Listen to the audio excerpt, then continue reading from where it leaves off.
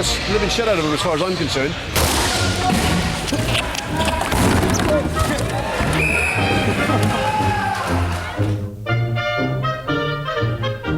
Who's with me? Who's with me? Let's hear it, lads! Who is with me?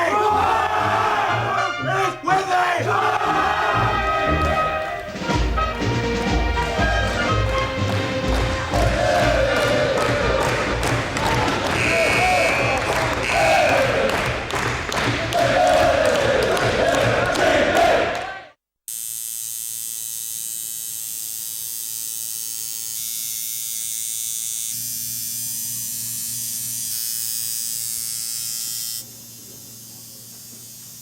So I take it you guys are all on vacation? Wheelchair Rugby Tour. Oh yeah? And able-bodied rugby tour. Wheelchair Rugby. Yeah. Never heard of that one. Ice hockey is basically a cross between ice hockey, basketball, and British Bulldogs. British Bulldogs. Which is just get to the other side of the room and get through everyone else. Good luck. Tell me if that's where you had in mind. Yeah, that's it exactly. Okay. World Tour, San Diego right there. Fantastic. And yeah, you could just go down the line on both sides. Yeah, brilliant. I'll probably get one in each corner because we've got Sydney, Singapore and South Africa. Oh, so. cool. Well, you never know. The list may expand. Hey, I hope so. Yeah, exactly. You never know. You never I'm know. hoping, I might marry some woman in Singapore and maybe several. Several. All right, that's the way it goes. That's how you should be thinking. Familiar seeing this for me, innit? Had the camera guys around all week all tour with us. Oh yeah? The other one's only the small camera, the other guys got massive cameras though. Yeah. And Cool. the big sound things. Like, Oh yeah, big sound. push Cool. you up. Yeah. I think video cameras for personal use are absolutely pointless. I mean, I watch tourists and everything. They go on It depends vacation. on your bedroom activity, really. I mean. They record everything they do.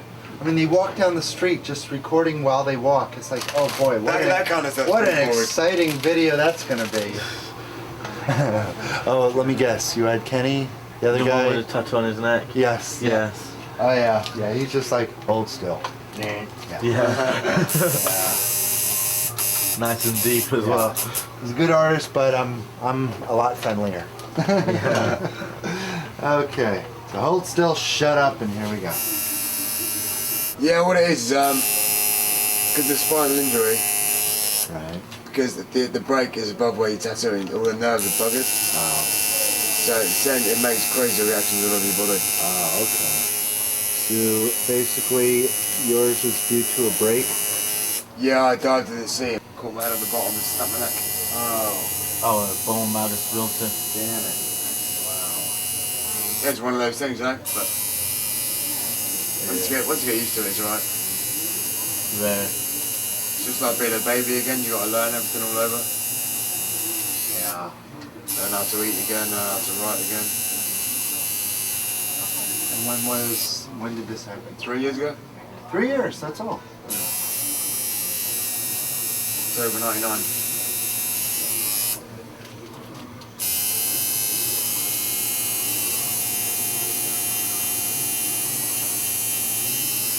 But there are a lot of different stages of emotions that you go through. Oh, I mean, Anger to resentment. I never really had the self-pity, anger. and- I never had the anger because I knew it was just one of those things. Okay. You know, I was the one who ran in the water. I was the one who took a dive, so there's no one to blame. It was Okay. just one of those stupid things. But then, yeah, you go through depression and Passion, the why me. no one's ever going to want to love me anymore, Right, all that crap. right, yeah, sure. I'm ugly, you know, all that crap. You are ugly, mate. Well, yeah, but I'm used to that now. point. Yeah, I've dealt with that. It really hurts. I was the youngest pilot during the Second World War. Then they got shot down. I'll check it out tonight then. What's that? Let know what you're doing today, okay? Might be a bit of a wake-up call. It's going to be a bit of a wake-up call, for definite, okay? Okay, there's supposed to be youths, right? There's a couple of girls playing, but the good news is some are spinal bifida, some are quads, most of them are paras. They like big hits, okay? They're very fast. Get rid of holiday fever, all right? Get wheelchair rugby fever into your heads. If they're that quick, you make a bad pass, they've got the ball, that's a turnover. It's a goal you've lost. Make these passes count. This is a kid's side, okay? This is a kid's side, but you would be playing their daddies on Friday. Go! Harder, harder, man, come on. Everyone here, man, treat this as if it's your Olympics. Kick ass, win everything. Treat it as if you're Olympics, man. Have passion, win, kick ass. Let's do it. Just a simple game, played very, very well. All right? I'm looking for some good skill, possession of the ball, and doing things right. Okay? You can knock the living shit out of them as far as I'm concerned. All right? They are gonna. It's gonna react differently. Those chairs. Watch the late spins, all right? They are fast. You might go for a hit. You might mistime it, yeah? Don't do that. This guy's gonna wipe out in a big fucking way, yeah? We're here to play, guys. We're here to win. Team on 3, then 2B after team. 1, 2, 3, team! 1, 2, 3, GB! Roll! Roll, roll, roll, roll, roll!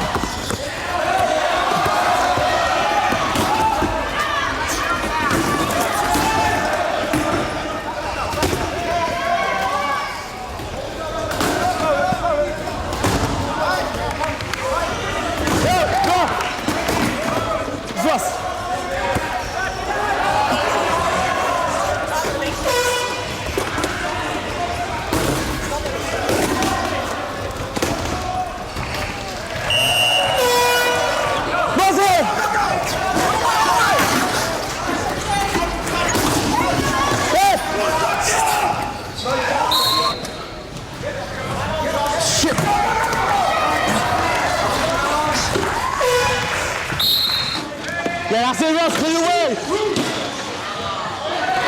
Come on! I'm coming up, coming up, coming up!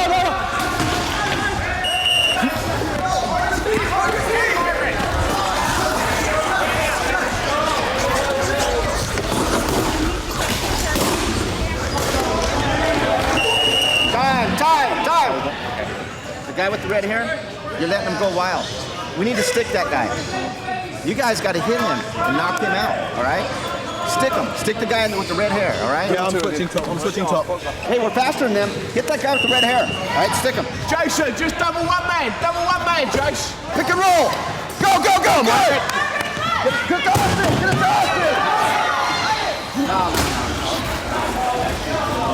No, it's not. It's it.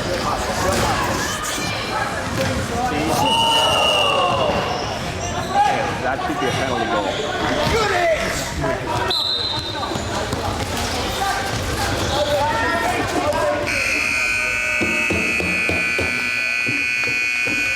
Hey, when you guys get the ball in your half court, look ahead. There's people wide open, and you guys are going with your head down.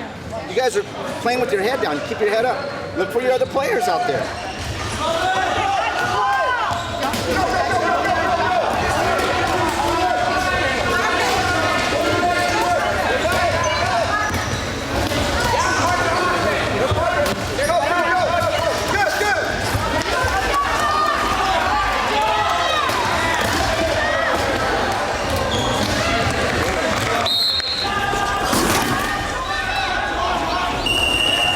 Got to play a little bit more aggressive.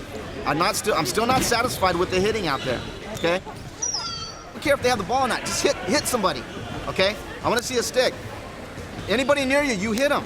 Okay? Just because they don't have the ball doesn't mean you can't hit them. They're just going down court as they please. We got to start hitting better. Set up them.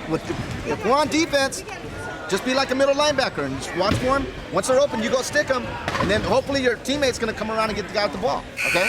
All right. Let's get a team damage. We're starting at the other end now. We switch ends at halftime. Okay. We switch ends now. Have fun. We're gonna say have fun. Team damage. Have fun. Team damage. Have fun. No, team damage. Okay, you gotta say team, right? Red rum. 1, 2, 3. Team damage! Come on! Sorry, Kenny.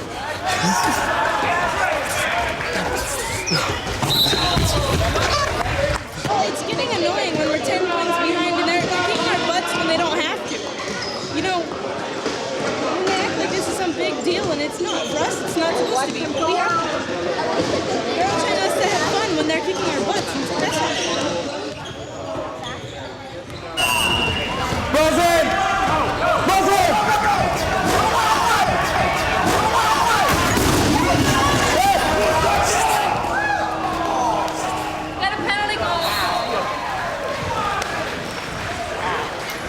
You had to go for the hits. I know, but from behind. It wasn't from behind.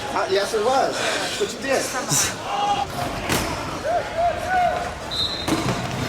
That's good. A lot. First time. I think he was going to come out, so we took that money. Is she okay? What's that? Is she okay? Didn't need to take her out.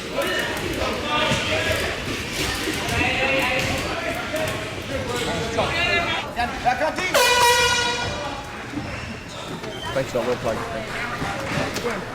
Soccer, and we did a hockey thing. Cool, man. We did basketball. We did basketball. So we do all kinds of, we're not like you guys and just like focus on that. We do all kinds of different. We're eclectic. I'm surprised how well your chair's held up. I'm really surprised. So am I. Frankly, I am too. I want those.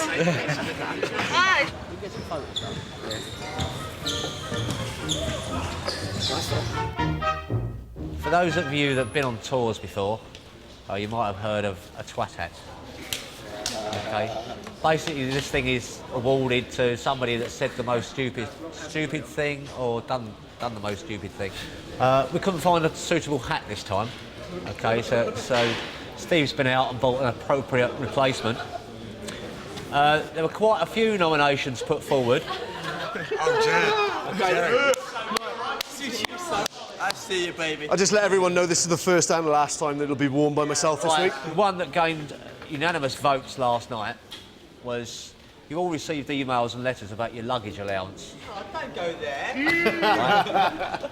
Okay, you was told your luggage allowance should be one large suitcase, one kit bag, one rucksack. In my defence. Okay. I had an email back saying, I've got all my stuff in one kit bag, do I have to bring a suitcase as well? Steve Kenyon.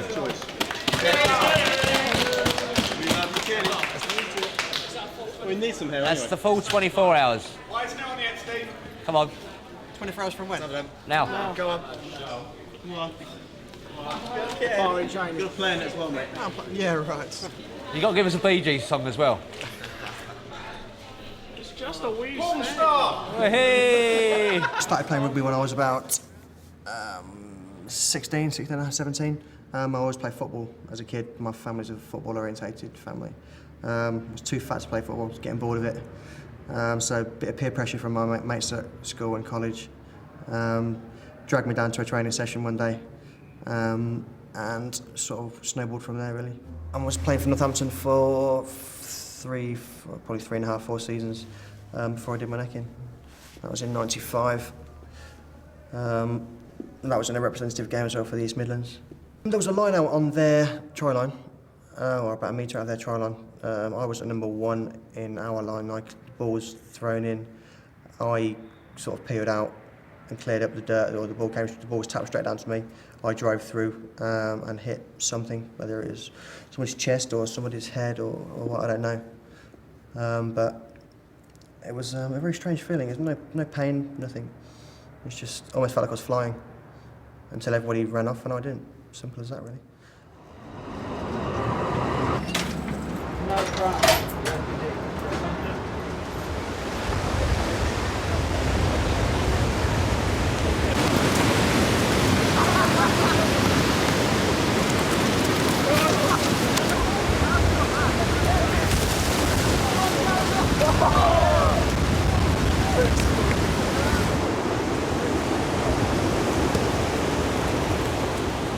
Those of you who were on the beach today, this is not a criticism, all right? We had a wheelie down there with us. We were playing around him, okay? We must try and establish the reason why we are here, and it is as much for them to learn from us as it is us to learn from them. And the only way we're going to do that is socialise with them. They're a great bunch of guys. I don't have to tell you that, okay? Just going to the beach with them today, I learned a lot, actually, of what it must be like to be in a wheelchair. One of those trolleys went straight by the guy, refused to take him up, okay? All these little things are things that they deal with every day. A lot of these guys have great independence. They don't ask for any help. If you'd seen them get into the taxi there, none of them will ask for help. Often they don't want it, okay? But we've got to be there as buddies. We've got to talk to them, we've got to socialise them. I want you to find out what it's like to be in a wheelchair. Hi, my name's Rob Smith. I'm one of the lads on the tour as a wheelchair rugby player. A bit about myself, I'm 26 years old. I've done a mechanical engineering degree at Warwick University, and I broke my neck falling down a cliff 6 years ago when I was on holiday in Devon.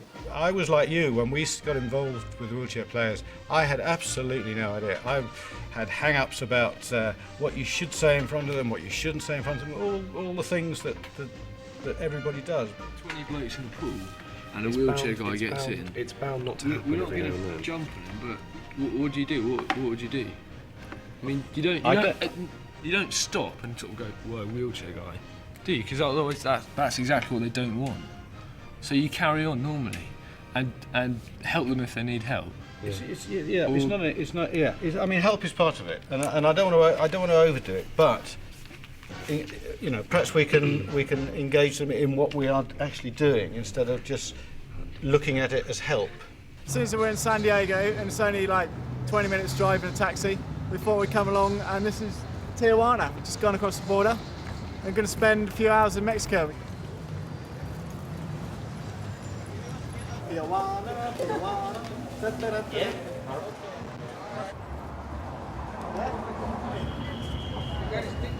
We're a bit late, we're just heading back towards the border, and we're hoping we're going to make it in time. We just hope there's no delay at the border, otherwise we're going to be well late. We're in traffic at the moment. Oh well, we'll see what happens. Lineups that we're looking at, I'll make no bones about it, straight from the start, I'm going to try and win the game. That's the sole aim, all right? I know it's a learning curve, but there's no point in going out there just to be cannon fodder, so I'm going to be playing strong lineups. Okay, no apologies required, it's just the way that it is. 4 players on court, squad of 12 or 14 players. They're probably in the top 5 teams in the US. All right? They certainly are no mugs. Your communication when you are on court is vital, so that you know where people are without having to look. All right? You don't just know there's somebody there, you know who it is because you know their voice. The ball is key. All right? If they don't have it, they cannot score goals. It's very, very simple. All right? So guard it, look after it. No silly passes. When it's on your lap, guard it, wait for support. Make yourselves available. Create space. You play week in, week out against one of the best, fastest players in the world. All right? You aren't suddenly going to come up... Yeah, that's John, in case anybody hadn't realised. And just in case you didn't realise as well, John. All right? All right, we're fortunate enough to have him, and the whole game in this country has come on since he's been playing, so that we know how to play against those players, because we haven't had people like him playing for us before. Yeah, and we can still kick him. But also, guys, remember why you're here, okay? You're here to learn experience, okay? Not too much pressure on you. You're also here to enjoy it, to learn and go on to greater things. I broke my neck in a swimming pool accident in 1988. Took up wheelchair rugby, went up through the ranks. Represented my country quite a few times. Culminating captain of the Paralympic squad in Sydney 2000. Since then, stayed on for a little while longer, and then I retired. Realised there was no new players coming into the grassroots, so me and the coach of the Paralympic team, Jeremy Moody, we realised this and decided to form a development squad, bringing in new players right at grassroots level and trying to build them up to potential Great Britain athletes. We were invited on a tour by Haslemere Rugby Club from England, and they asked us if we had a young side that would like to go on tour with them. We thought this was an ideal opportunity for potential international athletes to come and get some good experience, come away, and hopefully go on to greater things. Explain to me a little bit about the rules here and the point system. Starting with the point system, it's a game designed for tetraplegics, but because there's varying levels of tetraplegics, you're given a different classification value based on how much mobility. So Kenny over there is worth 1 point. So he has little hand function, little arm function. I'm worth 2.5 points. I've got fairly good hand function and arm function.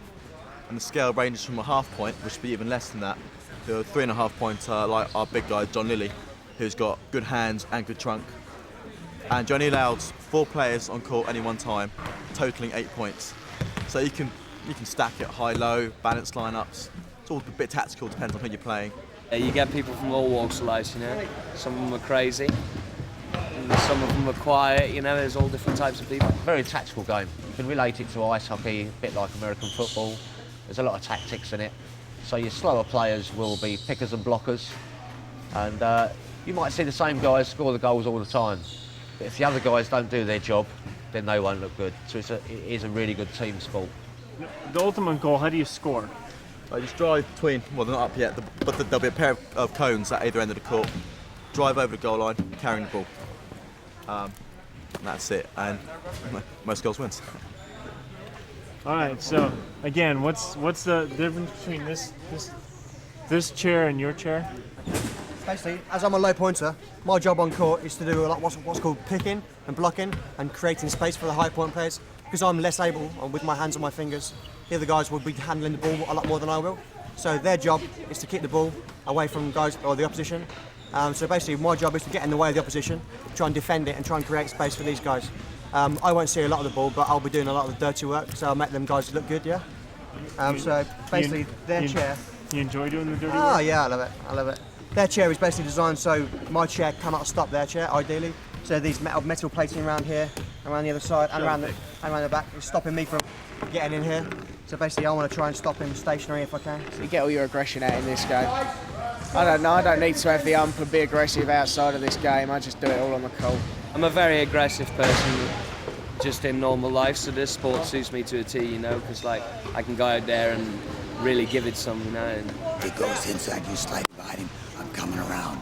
All right, so we don't want to. Okay, good. That's right. Let's go. Start the wheels.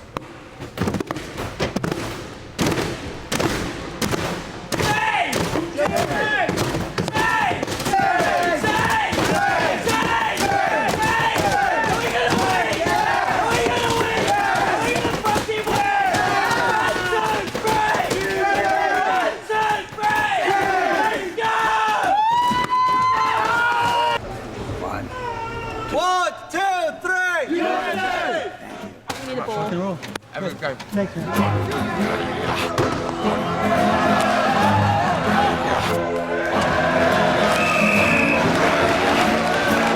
Letting dude on the back of the wheels like he's gonna kill somebody.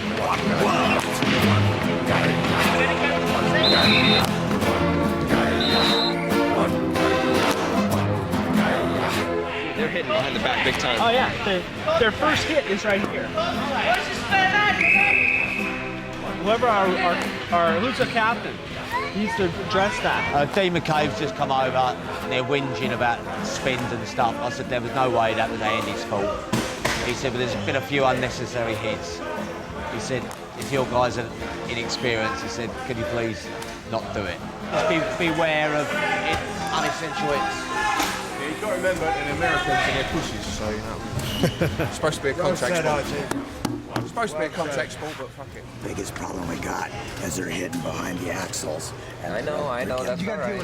I know, I'm just saying, so that's the biggest problem we got is that You know it's happening, just deal with it. You're going to get hit back there. Just try not to go down on your narc. Yeah, stay away from the lines. Your little light ass, you know, he's going to really knock you around. A substitution was underway. If we need to call a timeout, we'd have called a timeout. All right, it was ready for the next sideline. All right, you don't lose it like that. You don't start shouting at coaches. All right, calm down a bit. Calm down a bit. Don't panic. I'm not panicking. Don't panic. We can the reason why I called the time out. Hey, look, I'll call the shots on this one now. Both of you can shut up. All right? It's as simple as that. Now is not the time. We're in a timeout. It's as simple as that. As simple as that. Guys, we're going to win this. We'll take this to the cleaners, guys. It's him!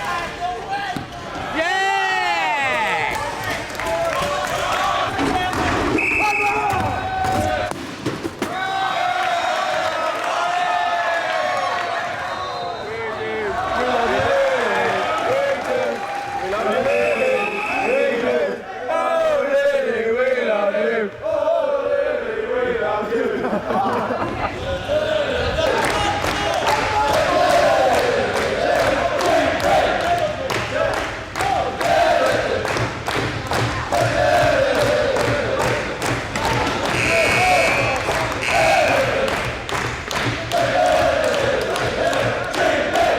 go, Ross. Hey, so fucking easy. Number 8 is your man. All right, want him played out the game. All right. There you go, there you go.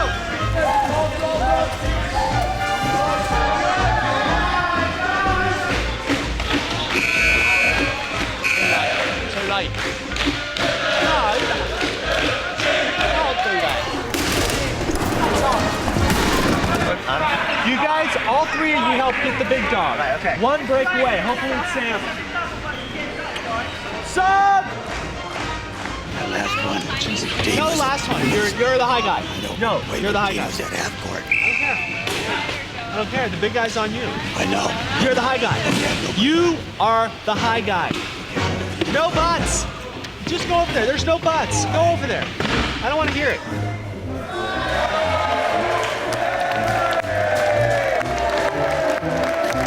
Paul?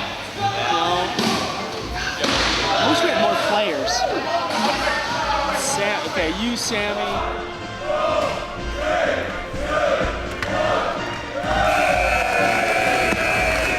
Hey, buddy.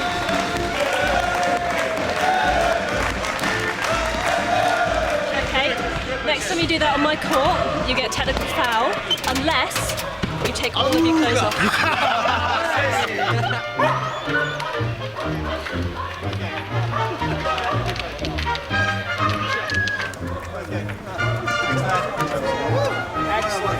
Excellent work, GB. Anything else you want to add that I missed? No, not really. Just like to thank everyone of San Diego for hosting us, really, and being really real nice to us. Free cheese for San Diego, mate! One, two, three! Come on! I mean, you have a lot of time on your hands when you're in hospital, and you just sit there thinking, what the hell am I going to do the rest of my life? You can't really see past the hospital. I mean, it's not until you're actually discharged that you realise what there is out there. You can't foresee yourself getting back to work. You're not really sure how your friends are going to cope with it, or what your lifestyle is going to be. Luckily, rugby just picks you up and sweeps you along. That's it, yeah. And it just passes you all by. Next thing you know, you're on a world tour. So I think that's it. And I mean, it's also what I noticed is, you know, sometimes go back up to the hospital to see some of the newly injured potential players. And always on the lookout. And once you go back there, you don't realise how hard it was. You don't realise at the time because you're just getting on with it. But I look back and think, I don't like the look of that much. It's not very nice, but you know, you did it and you came through it. So I think the thing with our kind of injury or disability is that that's all it really is, an injury, and you're just only getting better. That's your worst moment right there, that moment you break your neck. And you're only ever getting better from that, so. A lot of my friends say to me, I don't know if I would be able to handle if it happened to me. But personally, I think, like, if it does happen to you, you just tend to get on with it. It's always harder looking from the outside. Once it actually happens to you, you do just crack on with it, get it out of the way, carry on. It's always harder for the outsider to look in, especially if it's close personal family or close friends.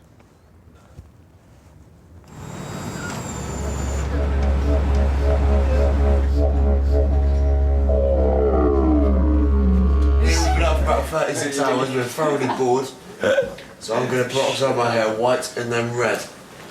I'm in Manny's chair and my feet aren't even touching the floor. There's Manny's chair, long-legged bastard. Hello! It's John's nice red hair there. And in all honesty, camera, this is the most laughs we've had since we've been in Sydney. Yeah, it's our first night. We're on a drinking ban. We're not. James is doing something really weird down there with the credit cards. Oh no, sorry, it's Die. Here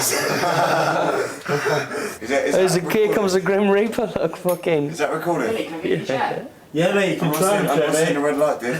It's fucking recording, mate. Sam, right. Got a mixture. We mixed with a key. The all-house key. The flop house key. The $25 a night. an hour room.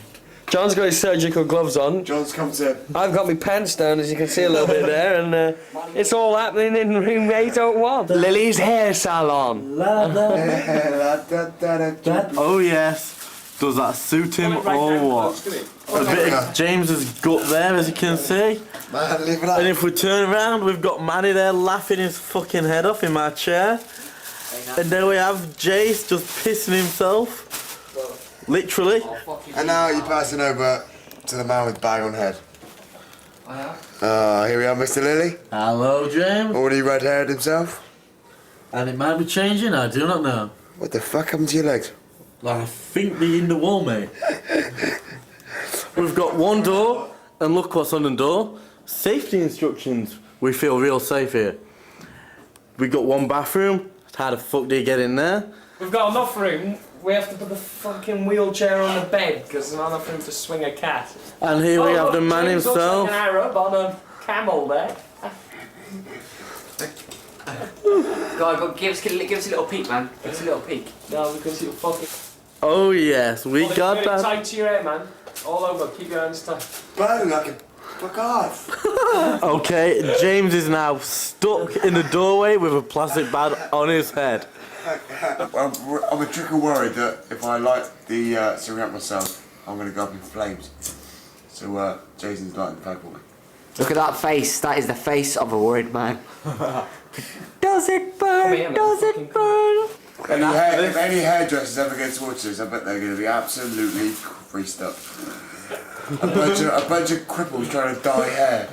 I mean, that's with a plastic bag on your head. What did you do with that rolling for away? We've got a real struggle going on here in downtown Sydney.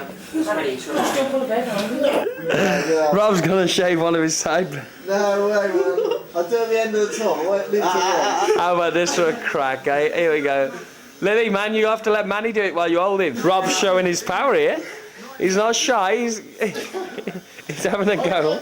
Go on, Manny's at it. Manny's doing it. Look at them feet. Fucking hell. Somebody can do it.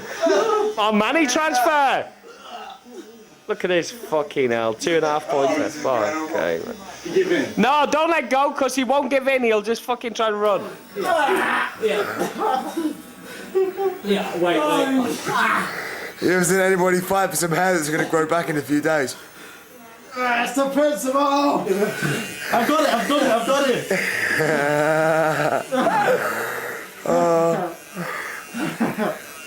Yeah. Don't believe me, Paul. You don't need to do one, I'll do the other one. Don't worry, Jam. What about the eyebrow? What about the eyebrow? Eyebrow! Yeah, go on. Hold still, mate. This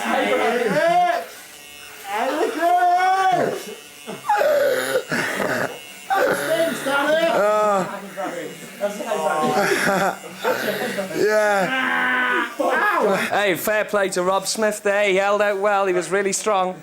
I'm half naked lying on the bed, but we got his eyebrow eventually, and one side he looks great. Look at the colour. That looks like somebody's just hit him back in the head. Oh my god. So, camera crew, currently you'll be looking through this, so what do you think of my personal fucking diary now? You asked him to do the diary? Fred, he's doing it. You got a fucking diary. Yeah, don't expect the camera back in one bastard thing, so. We're going to call it in Singapore. And how do you think the tour in general is going? Well, it was quite boring until tonight. It's taken a slight change, I think. A U-turn. Dye it blonde, and when you get South Africa, shade it number 2, and then the black will be Brad Freeman. Your hair goes quick, An Indian with blonde hair, yes, alright, mate, whatever. I don't know, fucking decide to do something. I don't know. As you can see... Tell you what, just do one streak. A red goatee or something? No, just one streak down the middle, blonde. As you can see, as in all history, the white man is corrupting the Indians. Finished effect of James Price's. Kind of side by Now, man, he's going to attempt to dye his sheets brown. Okay, guys, this is the Lily Corporation signing off for the night. Adios, amigos. Good night. Mr. Rob Smith, looking rather I'm having a bob with my shades today. Dennis Rodman, man. It's Dennis Rodman. You know I should have had Dennis Robin. Morning, girls and boys. We did have some at that time. Are you feeling insecure about the fellow skirt wearer in the dining room? So I ain't have to put a cork up my ass. The word wheelies, some people apparently have got a problem with it. Chase, I believe you're one of them with a problem with the word wheelies. I just think it's a bit patronising. Like, it does me in the way that I'm getting. I ain't got a problem with it. I ain't like, you know what I mean. But like, why can't we just call me GB lads? You know what I mean? So, when I was first approached by it, I know. I was told this last right, night. Tony, Dave, and all the other able buds said, "What do you guys call yourselves?" I said, "Veggies, crips, raspberries." He said, "But we can't call it that, can you?" I said, "Well, you can, but it's not going to come across very good on the telly and stuff like that. It's not very PC, really." So I reeled off about 20 names, and I wasn't told to say it. It's just something they picked up. In this country, all people in wheelchairs are called wheelies. All right. Yeah, I haven't got a problem with it, man. Don't single me out as the only one. I just No, think, I'm not. no. But I think it's, you know, It's with all the just wheelie guys like to line up. GB lads over here, please, on the line. Sounds much better, more professional, looks better for the cameras. Wheelie, you know. What do we call that? What do we call their guys? Haslemere lads. No, you don't. It's the ABs. I don't call them ABs. I call them Haslemere lads. I don't call them ABs. I don't call anyone an AB. Bitch, usually. Bitch. He's going to say, well, what's the best thing to call you? You know, because he's going to be nice as pie about it. What's the best thing to call you? And obviously, I need to come around with something then. I don't want to come up with something then that 2 or 3 people then are going to be pissed off with. So, have we got a consensus of what we? Yeah, man. You're not G. You are GB, but you're a development squad, and that's a mouthful, isn't it? It's not something that comes It's not something that comes natural. They're looking for an endearing term, not an official title when they call you over. Is wheelchair guys something that's going to? That's all right, yeah. Rather than wheelies. I know it's only a play on words and stuff like that, but is wheelchair guys offensive to anybody? No. Real slap in the face to some people that have really made a fucking effort for us, you know? Yeah. You know, the fact that they went to all this trouble asking Bob in the first place, you know, and like, you know, I mean, well, maybe, you know, all you got to do is maybe if you don't like Dave Rogers saying it in addresses, then change that. No one's offended by it. It's like we said, we're not offended by it. It's just, you know, I think it just looks better on, you know, for other stuff, but like, just leave it. Saves a lot of hassle and more time to get on with important stuff about the meeting, about the games and stuff, doesn't it? Right, happy? Leave it? Okay. Right, as regards yesterday, lads, the majority of people yesterday were very, very touchy. And even if you don't think you were touchy, you were. I like one to myself being extremely touchy yesterday.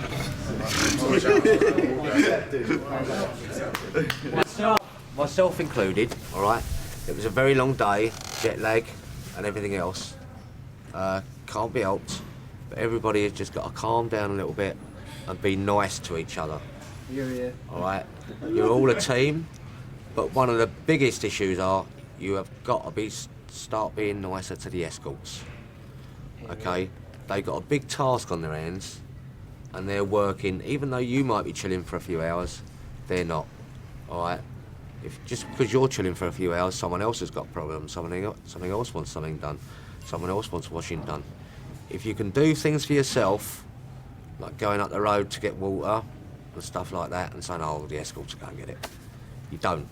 Everybody does as much for themselves as they can, and to help them out. And pleases and thank yous will not go amiss. In terms of how hard we work on a day-to-day basis, I don't feel I can actually turn around to you and say that I have a 7-hour day. Can't do that. We're here for them 24/7 for the whole 3.5 weeks that we're away. Somebody needs to leave at 9 o'clock. We need to be up at 5. Anything after that, we need to be up at 6. Purely because there are 5 people that are on tour that do need quite a lot of assistance with personal care. Having said that, any of the other remaining 10 may experience difficulties We have to stay up until they go to bed. Sometimes that's quite nice because you can have an early night. Sometimes it's not so nice because they want to stay out, they want to go out. They're people. You know, what do you expect? Some of our guys are only around about 2 years post-injury, so everything is still relatively new because it's a lot to take on board. It's a devastating injury. It's a dramatic life change. I mean, obviously they're going to have times and upsets when you think, oh, I can't be dealing with that one anymore. But at the end of the day, they know as well as I do that we're here to help. The fact that they play a sport and that I actually help them to play that sport gives me a lot of satisfaction in the fact that, you know, hey, these guys are actually achieving something and I'm helping them. You know, I feel proud to do that, especially when they win. Especially when they win. Walk that off that field, feel proud about, regardless of the score, okay? 110% effort. That's all we've ever asked. They've got combinations from having lived together, travelled together, they're eating together, they're probably rooting together, they've probably done lots of things together at the moment.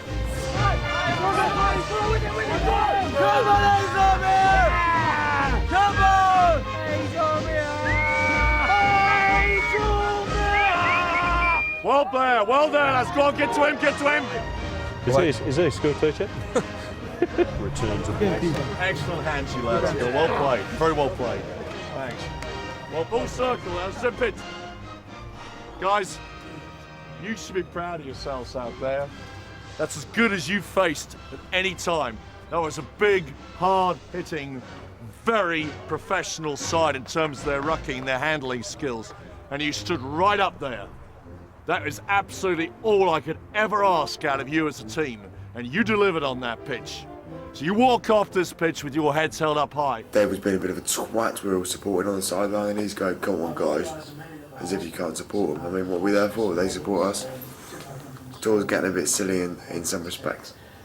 You know, they want everyone to come over here and have a memorable tour, but there seems to be a lot of rules and a lot of guidelines, which has been a bit annoying. But today's our first day we're allowed to go and drink. So this afternoon we had 45 minutes after training before we go and watch this Haslemere match. We went into the pub across the road and me, Ross, Mandip and Jason basically spent $200 in 45 minutes on alcohol. So we had quite a fruity bus journey. Mind about drinking, not drinking, doing whatever. Although the drinking ban has been lifted for tonight, so I'll have a couple of beers. But I just need to have a night out and go to some interesting places in some of these cities because I didn't want to come all this far without seeing anything at all. So it'll be good to have a night out tonight. Getting ready, it's 9:45. Everyone else has gone to the pub, I'm trying to get there now. Fucking saw my bloody bright, shocking red hair out. God knows why I've done it, but you know, it's a bit of a laugh. I think people are going to think I'm gay, which kind of worries me.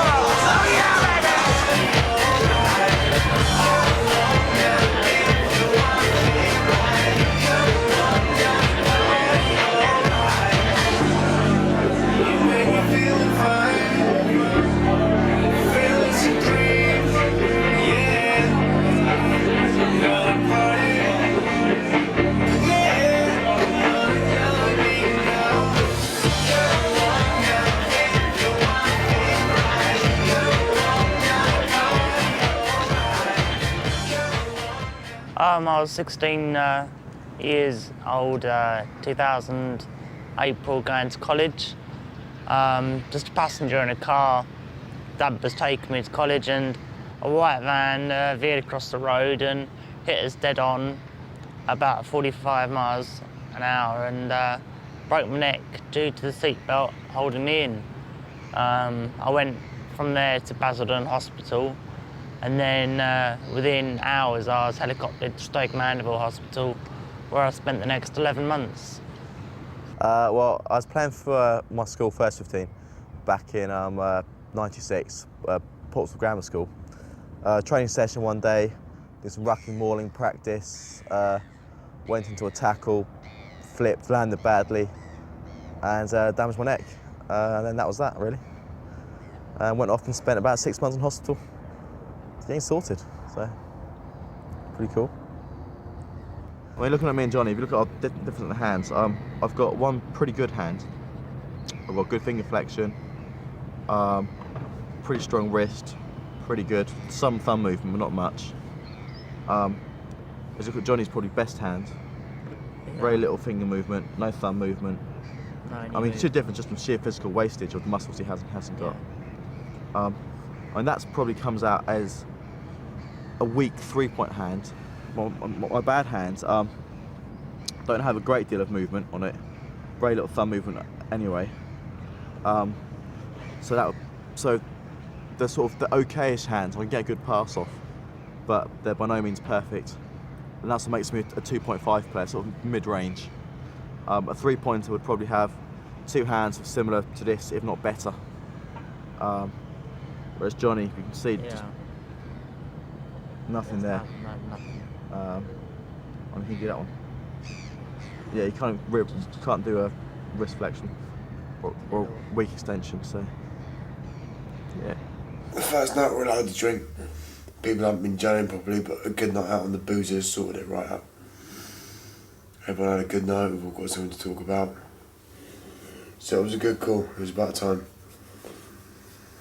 I'm a bit nervous about tomorrow. Obviously, they'll play there with a strong lineup, but I'm hoping I'll get on during the games. And the Australians are the best in the world, so. And it's their national side, and we're the development unit, so. It's going to be very difficult, very tough. On John Lilly, if he's got a screen working with him, it's going to take probably three of us, and if two of us, and then one goes. But if that doesn't work, I'd like to go to a high diamond if they've got a mid-range inbound. Jay inbounding. Okay, Stu, I want you picking for J-Lo. Yeah. All right, Ross, posting for security. Yeah. All right, if they don't put a couple on you, then move around. All right, but obviously you two looking to crisscross at the top. Let's not give them any run time, guys. As I say, the high diamond is like shutting the gate and moving towards the line, each side, okay? Hopefully they're going to be doubling on him. If not, you just give him the ball and he'll go. Simple as that, and then they'll assign two to you. All right, I'm hoping they're going to assign two to you anyway, in all fairness. They're going to have a low pointer out there as well, probably helping, so someone's got to take the low pointer, so it's going to end up on a 3-on-2. It's going to be a triple on Lily to start with, but two stay. We treat Lily and his screen as one person. Yeah. Direct Stu if he's picking for you, all right? You tell him what he wants to do. He's your monkey man. Just relax, guys. Think about your jobs. Just relax. Don't get connected. Guys. Circle. Come on!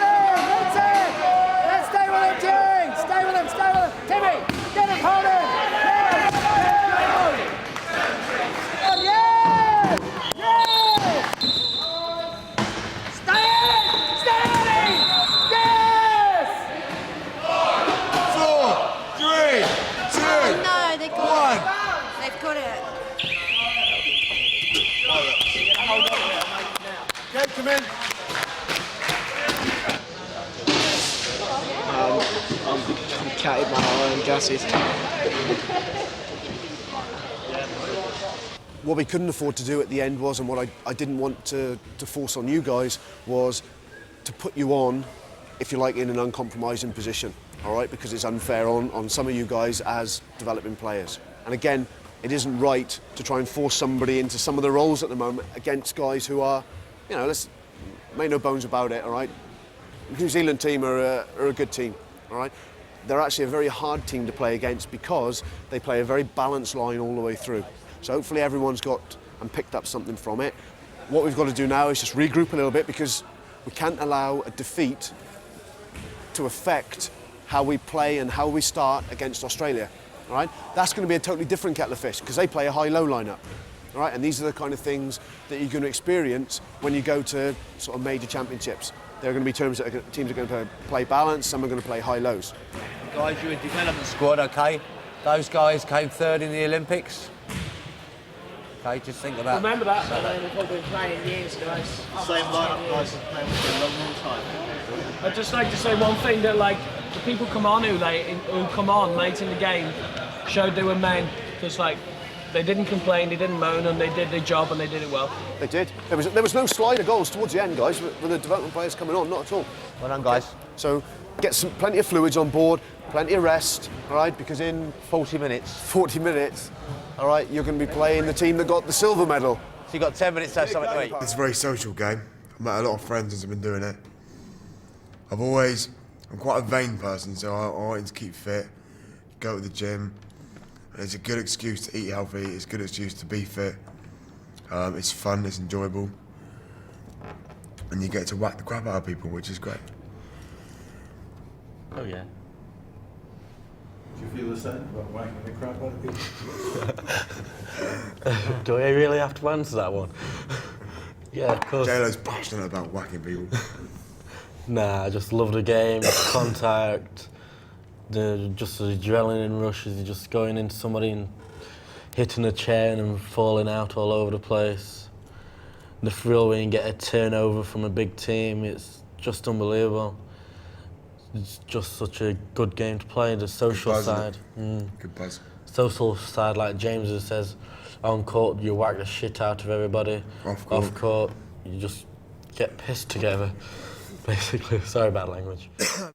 In terms of the game itself, I suppose it does share the physicality of rugby, but what else have you noticed? Similarities, differences, how it's played? Well, it is the joy of it is that if the guys were a little more able, if they were less disabled, that's a much better way to put it, they would be able to play wheelchair basketball. But this is a game for tetraplegics who've got impairment of the upper limbs and haven't quite got that same mobility. So here is a game where they can't actually shoot baskets, but they can still play a game. I think it's been so cleverly devised, especially the point system. They all have a rating according to their disability. You're not allowed to exceed an 8 total on court. And the way that the tactics work to use guys who are much more disabled with the guys who can really sort of run and dribble, just fascinating. I think it's a terrific sport to watch. You need to get to know it. There's quite a lot to it, and you get little bits in it where you think, hang on, what's happening here is a lull, and it isn't a lull. It's a real tactical sort of standoff. Australia! Sweet ass! Oh,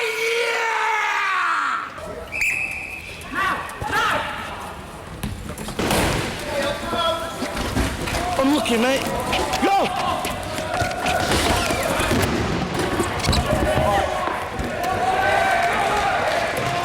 So John Lilly back into the fray. It's 2-all.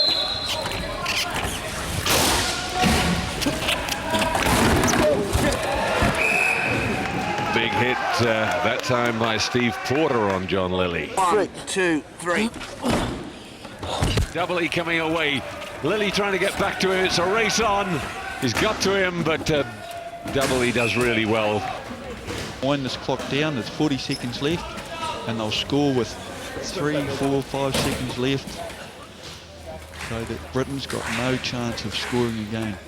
This is the very tactical bit, and what GB will be hoping to do is to mess them up when it comes to this final bit where they want to go in for the score. Here it comes. 11, 10 seconds. Ooh, 6 seconds left on the clock. I've seen plenty of teams score with 6 seconds left on the clock, especially with the 3-5 in your side. Well, here's the chance, exactly as you say. At the Fanny well, can Lily get around, straight through, gets it off to Morrison, and he's in just before the clock. Relishing the battle with each other. Away comes Hux, Lily after him. Oh, and beautiful check out there from Kevin Kosnowski. There goes Huck. Cross goes John Lilly. You feel it's a big battle between these guys, and a little flick the ball away, and it's GB who've come up with it. That is awesome. I don't see George Hucks doing that very often. Kosnowski and Huck trying to contain Lily. Huck comes away to try and get to Lily. Almost tipples him over. Lily has time for the dribble. Gets away from his man, will spin it again. Roberts comes in with the block. This is Lily again with the face up. Just a little pass across to Roberts. In he goes. Great play. Great teamwork. George Hucks immediately. Lily reacts, gets with his man. And picked out by Ross Morrison. The pass goes up to John Lilly, and Great Britain draw level. 3, get on 6! Kevin, look for 6! That's the triple team right there!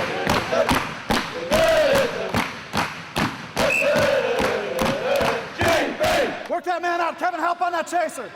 Get him out of there. Get him out of there, Kevin. Help get him out of there.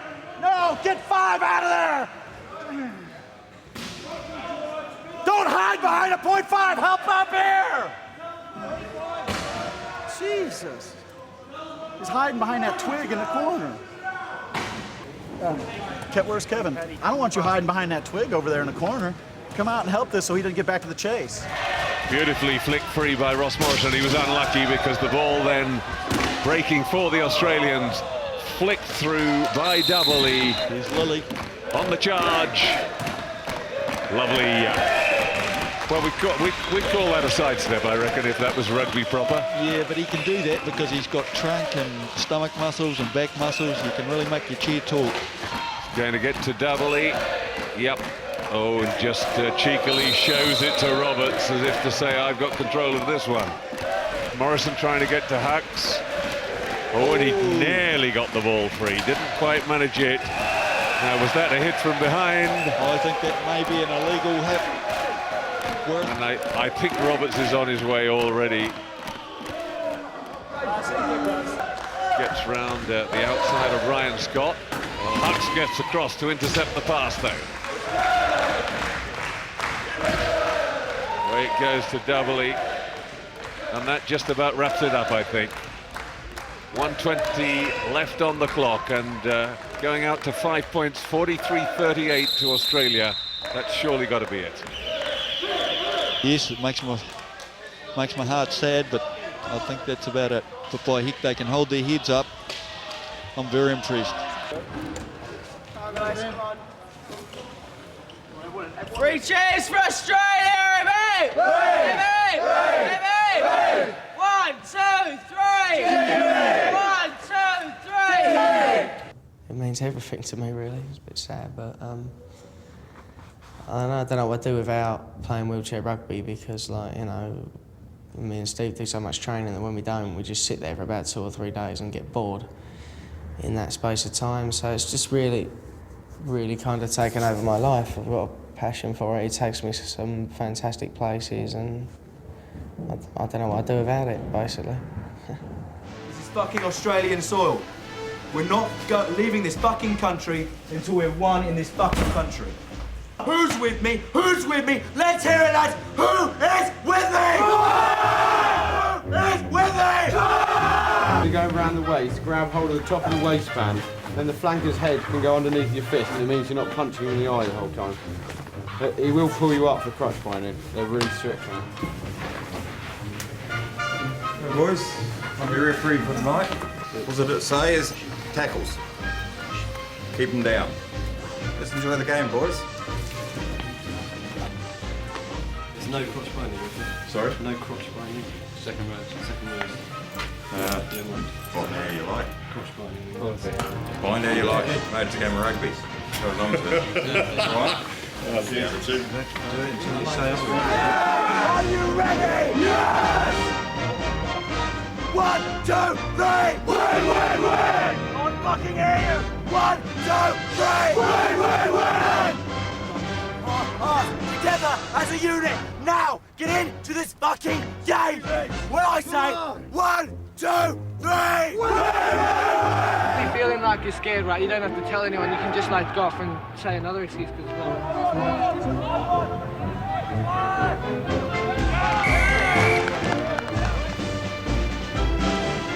Excitement all over, and the best bit about the whole match is the scoreboard. Panther scoreboard.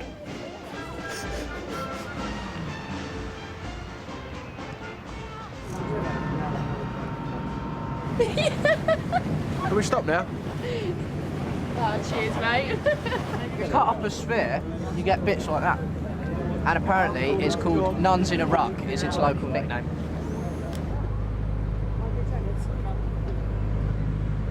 For 4 years I've been on the water, in the harbour, I've never seen the boats, never seen the whales. Yeah. That's it. What kind of whales are they? They're blue, humpback whales, and for them to come anywhere near people is rare in itself, but to actually get this close to our boat was 1 in a million. Yeah. But we took a boat trip today round Sydney Harbour, saw some whales in the fucking harbour, which is a bit wasn't expecting to see. But it was very picturesque. Sun was setting, it was nice. But as soon as the sun went down, it was frazzing. So we came straight back to the hotel. Had a bit of Thai food. I was a bit shocked to see on the menu stir fried at Morning Glory. Now, I think Morning Glory is stir fried jizz, and I was a bit shocked to see that. So hopefully I'm being really stupid and really thick, and I'm wrong. But otherwise, I was quite disturbed. But other than that, it's been an alright day, and I'm going to get a good night's kip now, and I'll speak to you tomorrow either before or after the games.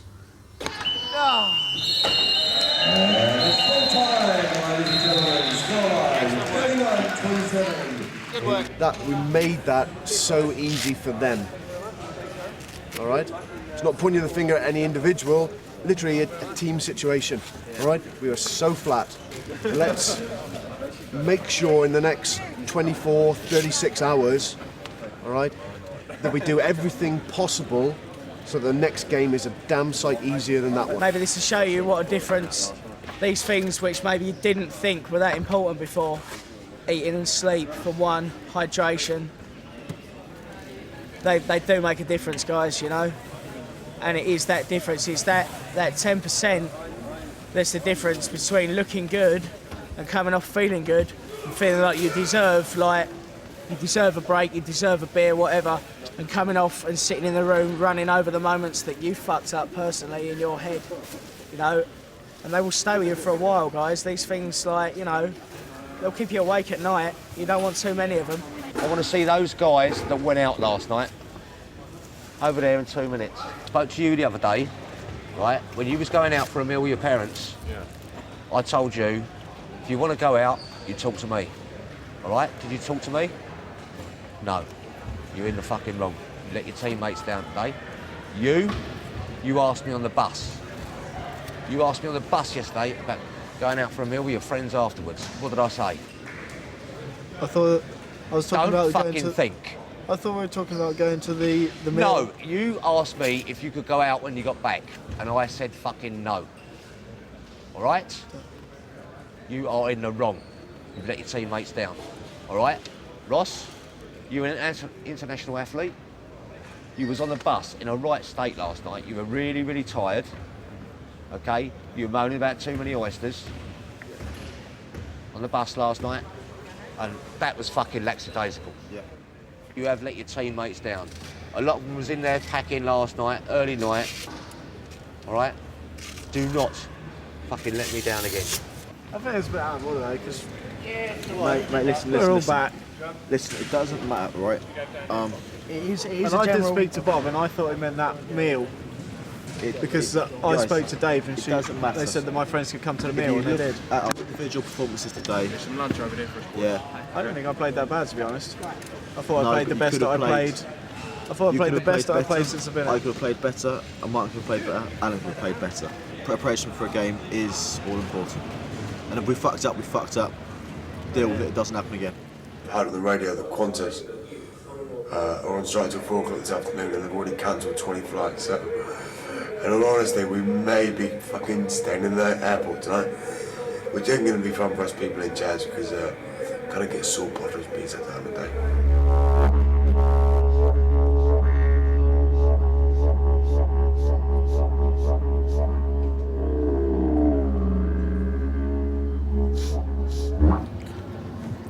Not bad, did That was my own composition.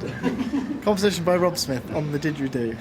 Number one, I forgot the players' playing cards yesterday for the game. Secondly, not only did I forget the playing cards, but I also got a technical foul for putting 8.5 points on court. And then also I left with Rianne's 36-inch blazer to go to the function yesterday evening to wear myself. So unfortunately, 3 things seemed to get the torn mullet. Because you did say that you wouldn't be seen in it again, didn't you? Yes, I did actually. There we go.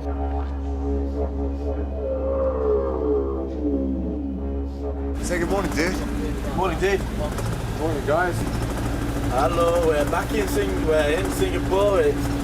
We'll be back in Singapore. You are such a gobshite, Lily. You're a Muppet boy. It's now 5:40 a.m. on Saturday, the 3rd of August. Make no mistake when I say it's 27 degrees outside. We've just been informed that our day today we're going to go to a very, very swanky hotel. Yeah. Have some breakfast, check in, probably go for a dump and a shave and a shower and all that malarkey. Thanks, James. 2:45 we're going on a tour around Singapore and the islands. We've been dropped off at Raffles at 5:30 to be fed alcohol. It's only me again. We've just arrived at the Pan Pacific Hotel and as Stuart so kindly put it after the dog kennel we just stayed in, this looks absolutely fucking fantastic. Look at this place. Now this is the kind of hotel you want to be staying in. Okay, Cam, how you going? I've just wheeled into my room and, well, look at it for yourself. Wow. Is this or is this not absolutely, truly fantastic? I've never stayed actually. I can't remember staying anywhere. It's so nice. Just bear with me. I'll go through into the air-conditioned bedroom. Okay, bang on. I'm in the bedroom. Just look at it. Wow. It's the sort of place where you bring 2 or 3 young ladies and have the time of your life. I've just arrived in Singapore and we're in probably one of the nicest hotels that you could wish for, but because the law over here doesn't say you have to have disabled rooms, all the toilet doors are about 18 inches and none of us can get in. When there's 14 people in chairs, it's not practical to have carers lifting from one side to the other because there isn't the time in the day to get around the toilet. And people who are paralysed haven't got any control, so they need to be able to get to the toilet and on the toilet within seconds. Otherwise it's going to be messy. Yep. In the mornings we have to get up, we have to get ready, we have to have a shower, toilet, we can't come down here naked, come back up there. It's not. You know, it's a matter of self-respect in some way. Yeah, this is better. But what you'll have to do, these doors, one of these doors will have to be taken off. Both of them. Ginger, or both of them? Yeah, for me. These doors will have to be taken off, these screws, but then that will be okay-ish. Still can't believe we're in such a nice hotel. It's just such a shame about the disabled accommodation. You know, it's just unreal they haven't got any. I think the dress code, at first it was casual, then it's just an ordinary trousers and shirt to smart kit we've got today. It's freaking awful, everyone's hacked off, everyone's planned their day accordingly. And lots of freaking blood. And it's too fucking hot! I'd like to say one thing here. You're they're forgetting that we're like Tetras and in chairs, man. I couldn't do this with able body. My fucking feet are swollen up like balloons. I need some rest. Humidity is really high, so a lot of us are struggling with that, particularly because with a high neck injury, spinal injury, you don't sweat properly, so it's very easy to overheat, and a lot of us are struggling with that. Also, we've had a lot of long flights. Tempers are a bit short sometimes, and People are getting slightly annoyed with each other. I mean, I didn't mind too much the Australia-New Zealand game. I enjoyed watching it and I learned from watching it. And I had a couple of minutes in New Zealand, but the next day when we played a normal side at New South Wales, all of the development unit expected to have a good long game. They knew Ross had gone out, they knew that John was injured, and they knew that Jason was tired, and they still put the three of them on court constantly, rather than have a bit of faith in the development side and let us go out there and play a game. And if we lost that game, then at least we would have known the development unit lost it and not the Great Britain injured side, basically. And that was the most frustrating point for me, was not being able to play that game. It just felt that it was personal between the coaches and the players on the court, and not as a coach and a team. Yeah. Tetraplegics or other disabilities, people's bodies aren't the same. And the able-bodied guys, they don't know this, because it's not until you're in the situation or very close to the situation that you know. So they have wanted us to go out and do things and go around and squeeze a lot into each day. But players, people in wheelchairs need to rest after journeys because of their skin and things like that. They've just gone ahead as if we're normal people, and we're not. No. As much as I'd love to say we are, we're not. We have got physical challenges. Do your seal impression. Go on. Dive it. No, beat yourself up there. Go on. Just right. Oh.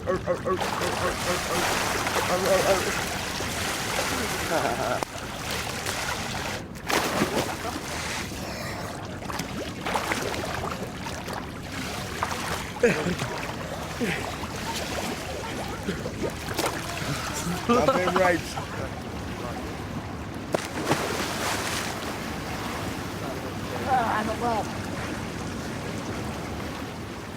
My name is James. I'm 24 years old.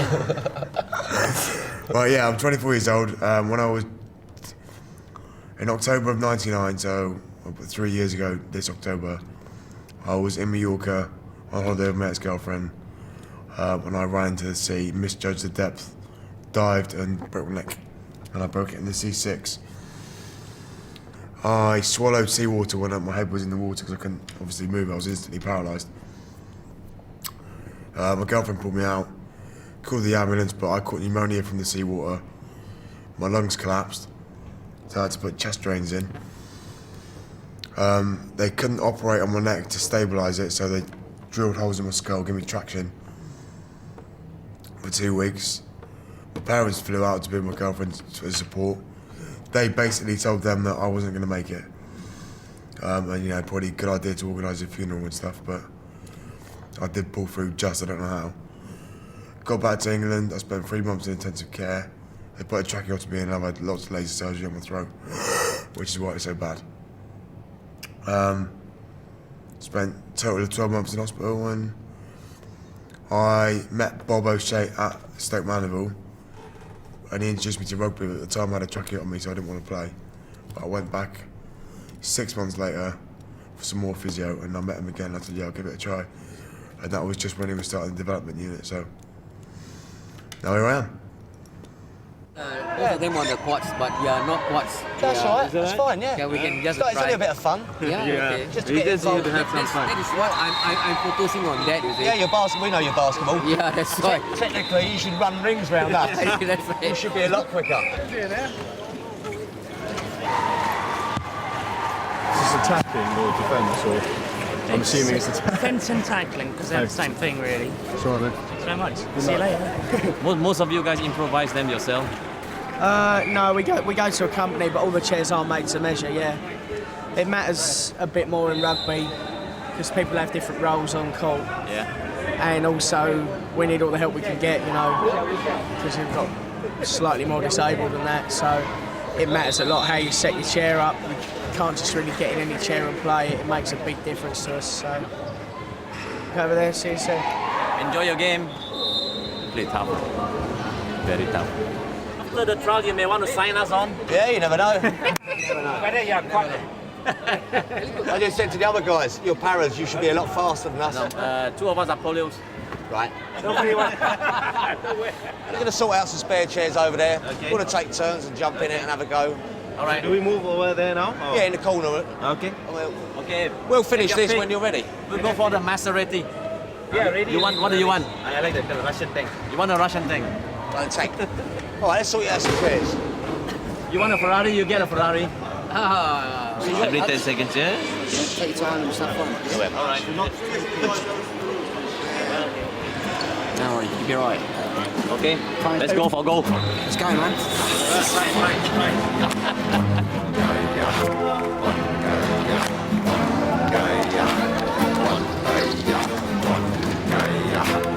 One world.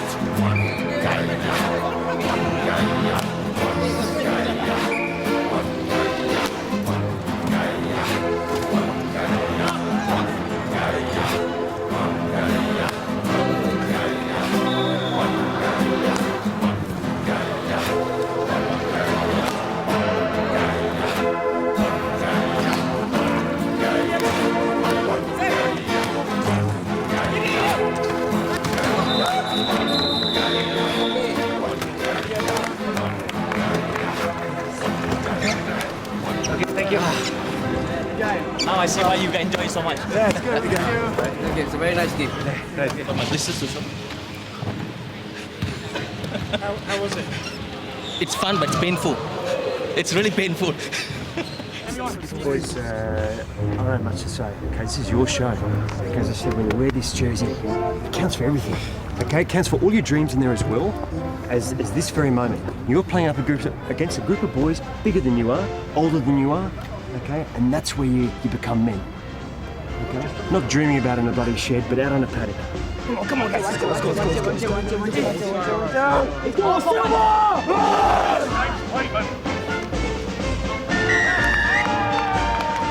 Okay, renew your energy now, and you give everything. It's only 25 minutes, and this is where they'll struggle. You've got the energy. You're the younger men. You're the fitter men. You're used to these conditions. You give everything you've got in that heart. Okay. All right, it's for us, lads. Under 17s, Haslemere. For us, the team, okay? No one fucking else. The coaches on the fucking TV. It's for us.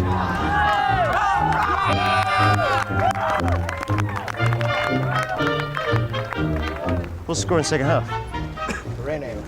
Okay, 5-0. Okay, well, try to us. Thanks very much. Okay. You showed self-belief in yourself. There's enough talent out here to knock off any side. Okay? Believe in yourself. You're prepared to commit yourself to a task at hand. Okay, prepared to learn new skills, and that sense of camaraderie on a paddock. Okay, it's 27 or whatever you're here, and together, together you can do anything.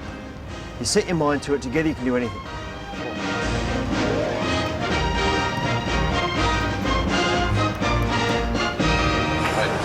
It's 20 to 8. It's a Monday, what? Monday. It's Monday, and we're leaving Singapore at last because the heat is just unbelievable.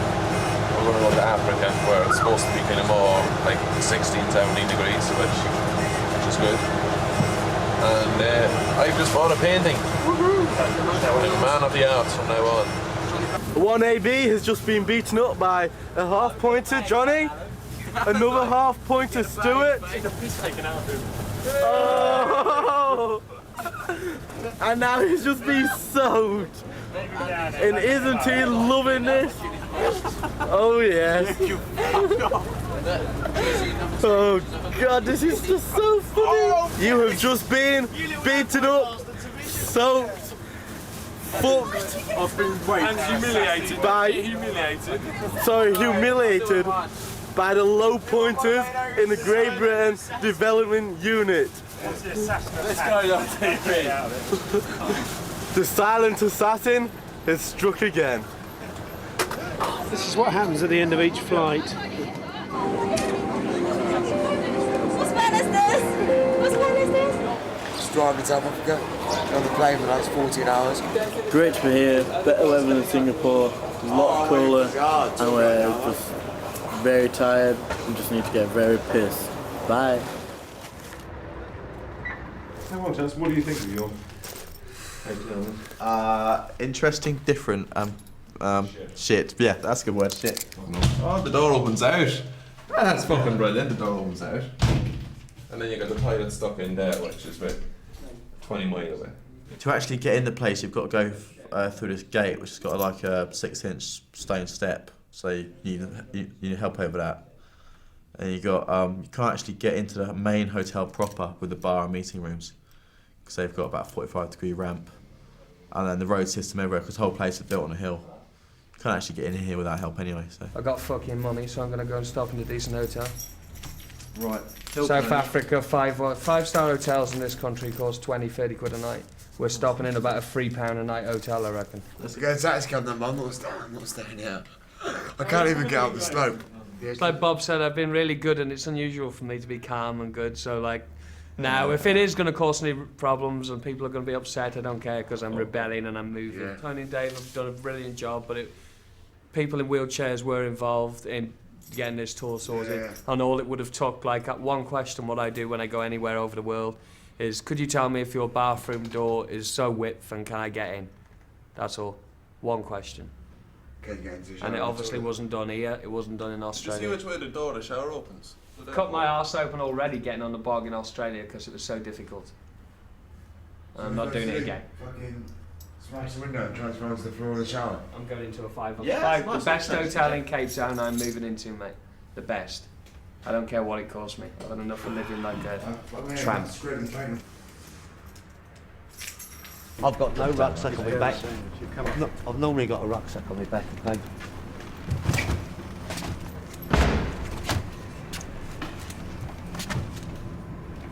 That's it, don't worry. That is not happening. Right. Okay. It means the boys can't go anywhere without help.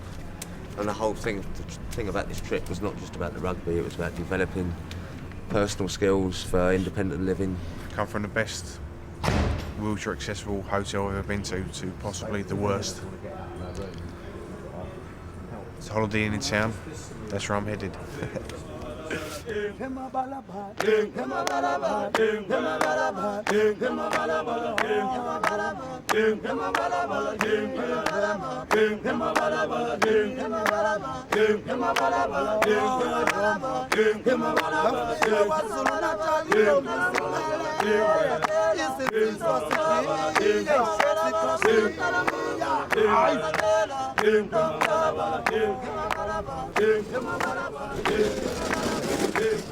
You just love hills?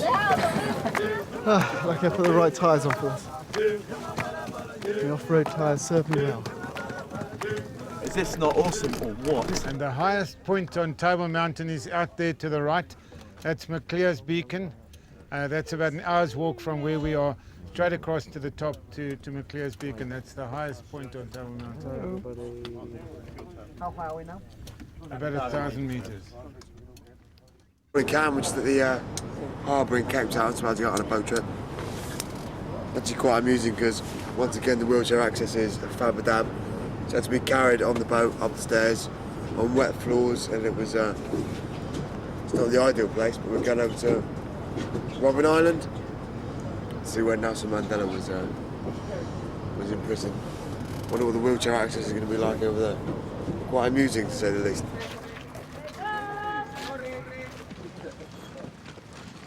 Just tell us a bit about what happened to you. Well, I had a RTA, like a road. We'll start again. Yeah, I had a car accident October '91, and unfortunately broke my neck. I was 18, and spent 5.5 months in a rehab centre, which was pretty quick, and I was out and started to see wheelchair rugby before I left, and started to play before I even left hospital. And I left on like a Monday, and on the Tuesday I was like, started training. I'd got into the GB squad, been to European Games, World Games, won gold at the Europeans, 4th at the Worlds. And then unfortunately I had to go back into hospital for like 3.5 years in bed, and I had some infection on my hips, which, you know, long story, but I couldn't Nothing for 3.5 years, so I had to like sit and wait, and you know, one of the main things that helped me get through that was knowing that I could come back and play wheelchair rugby. And other than my family and friends, the major thing that kept me going to get out was knowing that I could come back and do this. This was my ambition. My ambition in life is like to go to an Olympic Games. So, you know, that kept me going, and I knew I'm gonna get there. It's gonna be a lot of hard work and tiring, but I'm gonna do it. Yeah, it did help me through. It's a long time, 3 years, isn't it?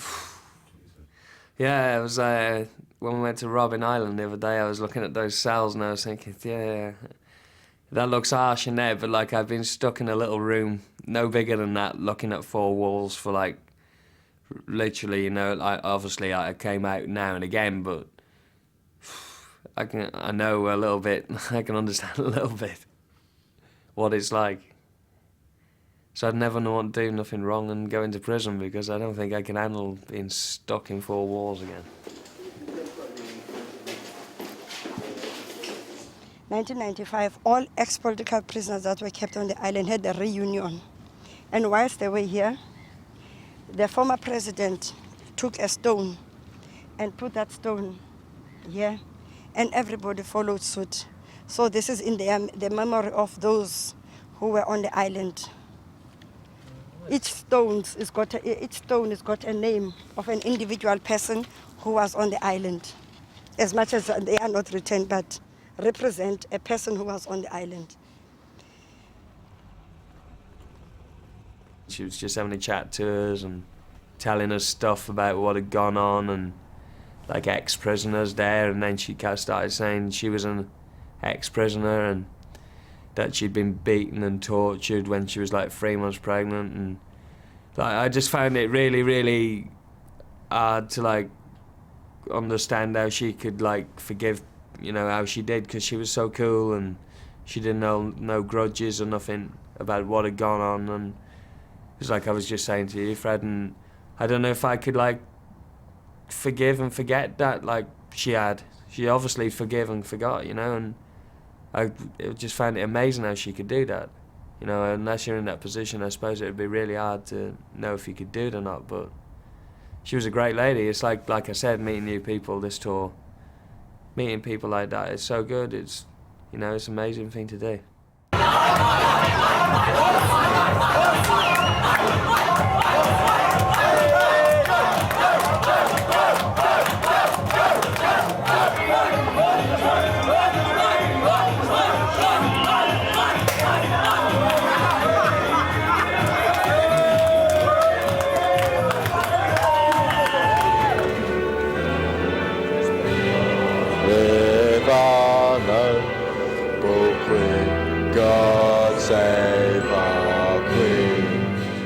What I've decided to do today is start with 4 what I would class as complete development players. Yeah. Okay, so I've started with Rob Smith, James Price, Mandip, and Stuart Russell.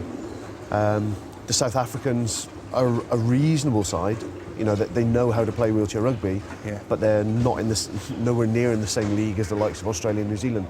And I think today would be an excellent opportunity for those guys to, you know, with no guidance from the more experienced players at all on court, and literally having to live themselves, to perhaps see how difficult it is to play wheelchair rugby against, you know, an organised team. I was injured about 2 years back, the summer of 2000. I was involved in a car crash, quite a bad car crash, me and my mate. I ended up being a tetraplegic, and my mate came out and cut some bruises. It was quite hard for me, but it's the way of the world, that's the way I see it. Very good. Are you still friends? Yeah, he's my best mate. He's my best mate. I know it's not his fault. It's not my fault. It's just, it's one of those things you can do nothing about.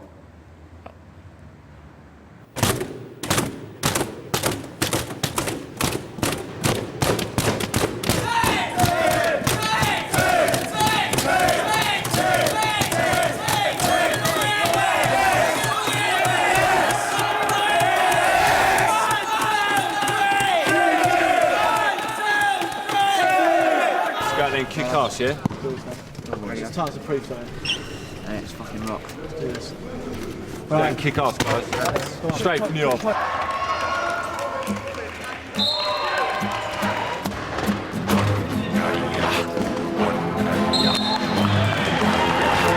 guys, cheer up! Come on.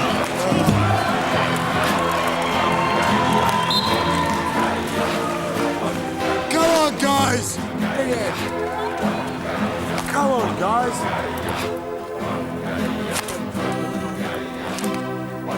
Come on, guys, chin up. He's passing his ball, guys. This is just nerves, all right? You're better players than this. Think back to training. It's just a training exercise, guys. But the most important thing here, all right, is just to slow your game down. Think about what everyone's doing, rather than got the ball, get rid of it. Okay, got the ball, must drive. Okay, guys, 10, we're off then 15 going seconds back. is a long time. Yeah, that's got to be ours. In the man! Go for goal, man! Go for goal! Go for goal! Pass! Pass! Guy comes across there, took your way off the ball again.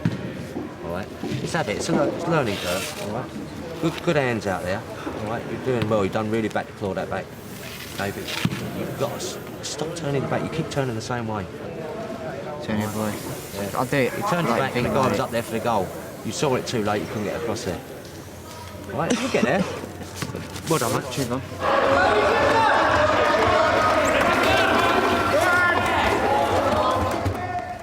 Everything that I'd known from like 21 years of living has been taken away, and you have to learn from start, from scratch. Everything from the simplest things like feeding yourself, changing your clothes, everything is just, it's a different way. But slowly you learn to adjust, and you meet guys, like rugby's made me meet a lot of guys who are in the same situation, and you realise that it is okay and you can carry on, you can have a life beyond your injury.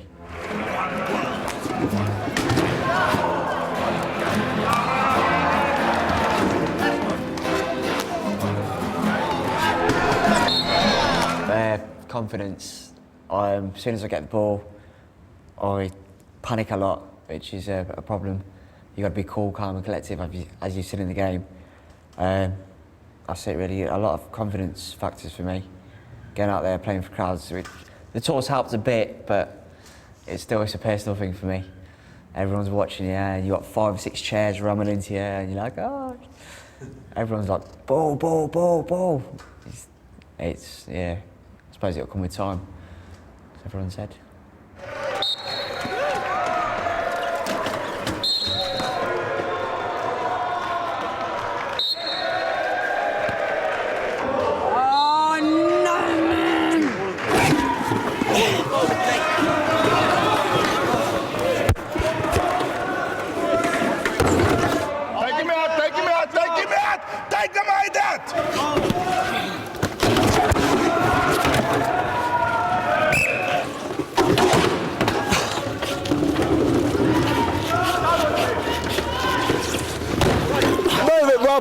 Push it, come on. Ban him. Come on, ban him. Thank you. Those players who went on and started, we went a few goals down, nerves, okay, anxiety, that's not a problem, all right? The way that you pulled that game back then, composed yourselves, was excellent. What we set out to do, like, it's been a long time coming, you know, a year or two, yeah? Today, you guys started that game, you're developing guys, yeah? And you played that game, and you went down, and you fucking had the balls to get it back, yeah? And you didn't need us. You could have won that game. We only came on because we were bored, yeah? You could have won that game, yeah? You can now play as a team on your own as development, and that's really good, guys. It's really fucking good. It's so refreshing, so encouraging that, if you like, you know, there's still a long way to go for everybody here, me included, but it proves that people are moving along, all right? And that's basically what everything is set out to do, all right? People have come of age over the development training weekends and over this tour, and let's just say in particular in this game today, all right? This game today is a turning point for a lot of players, or it should be. I wanna know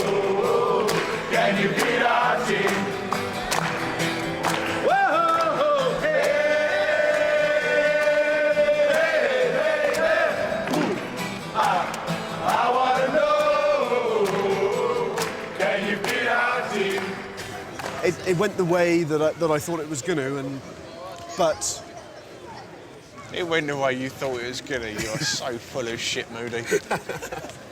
One of the things about being disabled that's very hard is if you're unfit, you're very weak.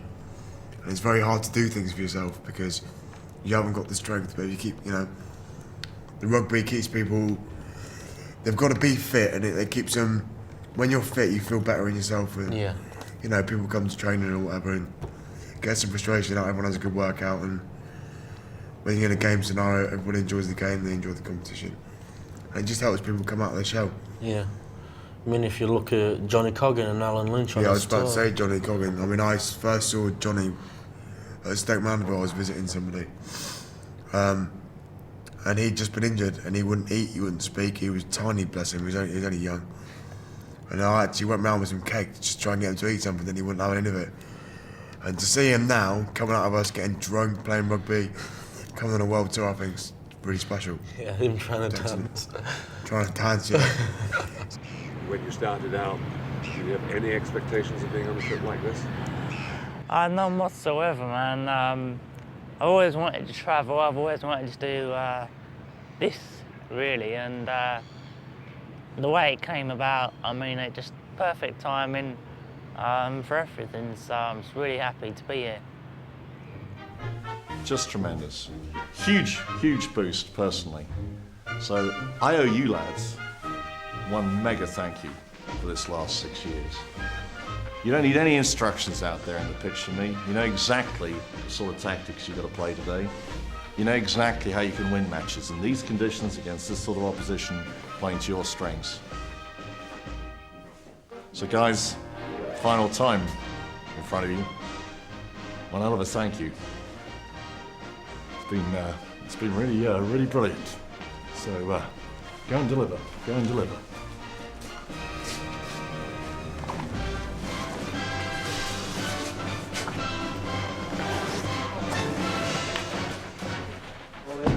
I'd always say this to a lot of people who ask me. If you get upset and you're stressed out, being stressed out is hard work, and I'm far too lazy for that. So it's much more easy to be blasé about things and just brush it off. I think it puts things in perspective. Like if you have an accident like that, it puts stuff in perspective. There's a lot of stuff that's really not that important. Just everyday things that things happen and you know, whereas before you'd have thought, oh no, now you just think. Yeah. It's sod things it. like you go down a pub, meet up with your friends. Sometimes you'll say, I've had a really bad day at work because I lost my stapler or my pencil broke. You know, these things, like if you was at work at the time before your accident, it would have stressed you out. I mean, I'd take a bad day at work. Well, one of my good days, I would swap for some of my friends' bad days. It does put things into perspective. The little things don't seem to matter anymore. God, every time you go for it, lean back. Never lean forward. Did you see me swing myself back? Haslemere. 1, 2, 3, Haslemere. Ready? 1, 2, 3, Haslemere! We've all come together really well. Made some brilliant friendships, particularly with the Haslemere guys. We just sort of meshed and clicked and got drunk together, which was always good. It's gone really well actually, so yeah.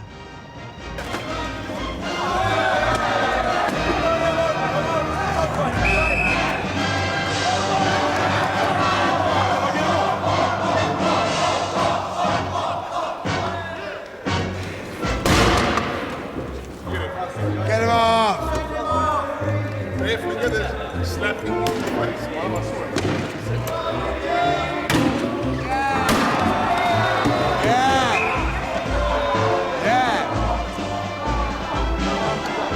Get up your gun! Like a beach whale.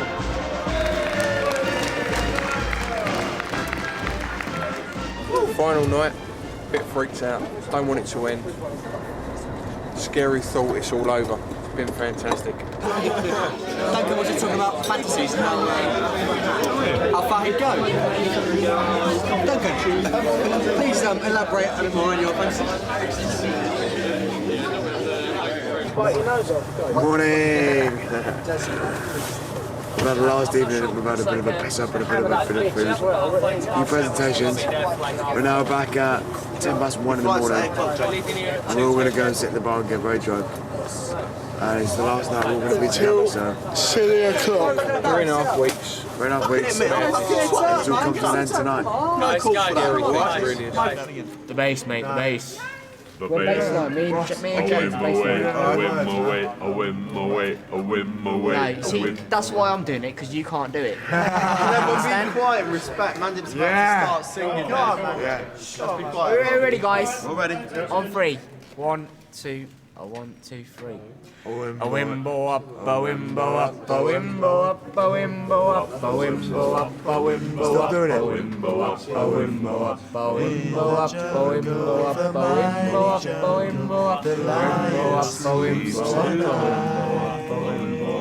In the jungle, the mighty jungle, the lion sleeps tonight.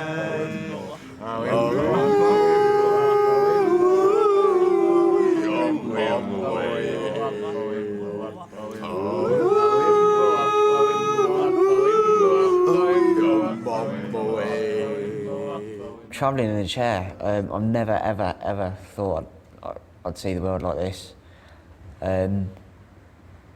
Travelling factor really went out the window for me. I was like, I'm in a chair and you don't know where it's going to be accessible and where it's going to be difficult. Will I be able to get into the toilet and everything? Just, I didn't ever think I'd be able to do this, and it's really opened my eyes up. So hopefully I'll be able to do more travelling on my own now, with friends and that. Not afraid to go out and experience things, because there's always a way around. There's always a way around. Can I teach you how to dance real slow? Well, I know that you're in love with him, 'cause I saw you dancing in the gym. You both kicked off your shoes. Man, I dig those rhythm and blues. Lots of things, really. I think the best thing is I've had the chance to go on and represent my country. It's something I always dreamed of doing. Probably any sport I could, but the fact that I've now achieved it and I'm now hoping to go to the Olympics, it's meant a huge amount. It's probably changed the entire direction of my life. So I'm really happy. I'm very pleased to found Wheelchair Rugby, because I get to hit people and get to play for my country. So. Everyone's starting to drag on a bit and it's getting a bit boring now. John Taylor's just like trying to take the spotlight, but it's way past it now. It really is. I mean, the amount of times they sang this song, mate, fuck me. Even I know the words now and I'm Indian. My story. I was disabled from birth, basically. What's the name of your disability? Arthroporosis multiplex congenita. And if you can say that, I would have went pissed off. Nah, I mean, disabled since birth. First operation at 2 months, then 4 months, then every year on each leg until I was 10 years old. From then, 10 years old, I had problems with my feet, couldn't put pressure through them, so I was on plaster on both my legs until I was 12 years old. After that, I had another operation to fuse all the bones in my feet and ankles. So from 12 until 14, I was swinging through on crutches. It means I wasn't actually walking, just swinging through. All my leg muscles wasted away, part of my stomach muscles. After that, from 14 onwards, I had my legs amputated 6 years. In October it is. I started wheelchair basketball a year after. I played that for God knows how many years until I started wheelchair rugby last year and just taking it from strength to strength. I really loved the game, everything like that. It's just one of them things. You either live with it or you don't live with it, and most of the people in rugby do live with it, and it just brings me on so much. That's the key to disability, is accepting it. Once you've accepted it, then you can get on enjoying life. If you don't accept it, then you're going to be a miserable git.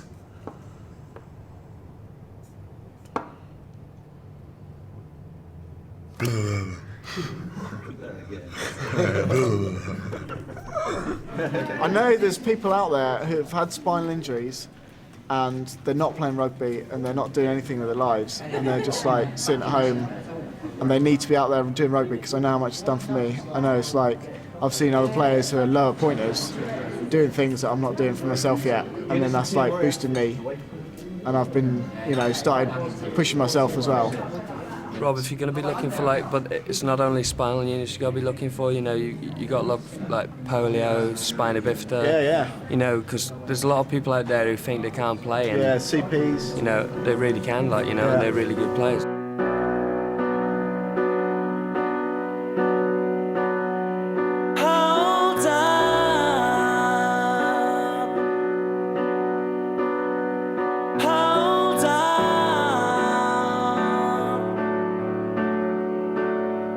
Don't be scared. You'll never change what's been and gone. May your smile shine on.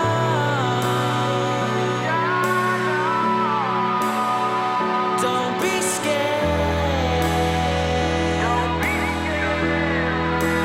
Destiny may keep